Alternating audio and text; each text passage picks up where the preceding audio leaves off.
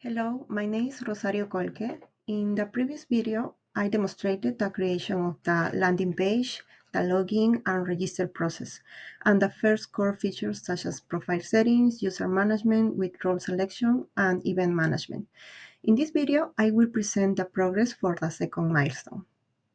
I will show the creation and edition of orders, as well as the validation and purchase process. Finally, I will also demonstrate the initial deployment of the project using the hosting platform DigitalOcean. One of the main challenges I faced was deploying my project on a server. Originally, in my final proposal, I mentioned using AWS Lightsail. However, for flexibility and easy of use, I decided to use DigitalOcean. The challenge was that not all hosting providers offer a compatible MySQL connection, which I needed since my backend was already built around MySQL. After some research, I found that DigitalOcean offers an all-in-one solution, so it allows me to host the backend, frontend, and even store image in one place. So I created an account, and for this milestone, I deployed both the database and the image repository. So you can see here my image repository orders the proof of payment and the product's image. The front-end deployment will be completed in the next milestone, since my focus for now was implementing the remaining core functionalities. As you can see, it doesn't display tables, so that is why I installed MySQL Workbench on my computer and connected it to my project's DigitalOcean database. Because using MySQL Workbench allows me to visualize the chains in each table directly. I connected my SQL Workbench with my database on DigitalOcean, so I had to create an account in order to connect the database. So now I can see all the information of my database. Now let's move to the testing phase. I created a test to pass and test to fail list. To demonstrate the workflow, I will use two accounts with different roles, one admin and one client, to show how each user interacts throughout the purchase process. The process starts with creating an event. The event is created by the admin, who specifies the date, time, and the stores to be visited during the live shopping session. Then user creates an order, and after that, the admin validated and purchased this order. So I logged with an admin account, and now I will create a new event. I will complete all the fields, and in the description, I will specify all the stores that I will visit. On the buyer, I will select a buyer, and the date for today, the time today at 2 p.m. and in 7, status active and save. As you can see, the new event is here in a dolphin mode full day, and also will appear in event tables here. Next, I switched to the client account to create a new order.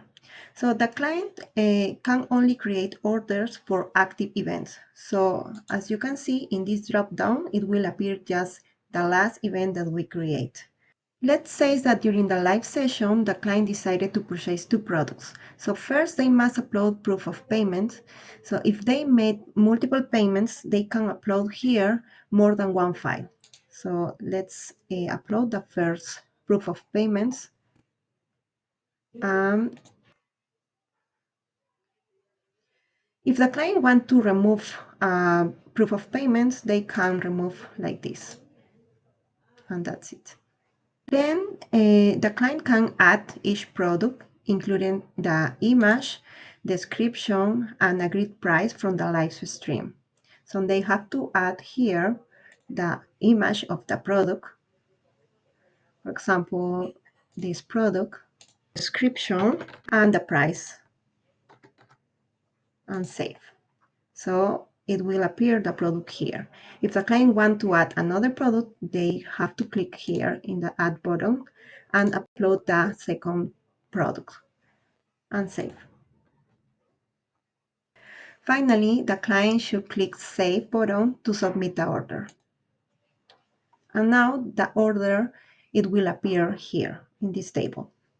And also it will appear in the database, this order, order 9. And also, if you want to check if the two products are in the order 9, you can see the product table, and here you can see the order 9, and there are the two products, backpack and wallet, and the prices. Now I switch it back to the admin account to continue the flow. The admin goes to the Manage Orders section. Under the Validate option, the admin can view a list of all the created orders. We can see the last order that we created as a client. And these are other orders of another client. You can search by order, client, event, status. For example, I will search by my name. Also, you can filter by days or months. As you can see in the database, the order we created is order 9 and has status 1. This is the order and has status 1, which is created. And also we have two more orders in the list with status created. And in the database, these are the orders 6 and 7 with the status 1. And status 2 is purchased, and status 3 is packaged. If the admin wants to validate the order, they should click in this arrow, and then will appear the detail of this order. Here, admin can check that all the details match what was agreed upon during the live session.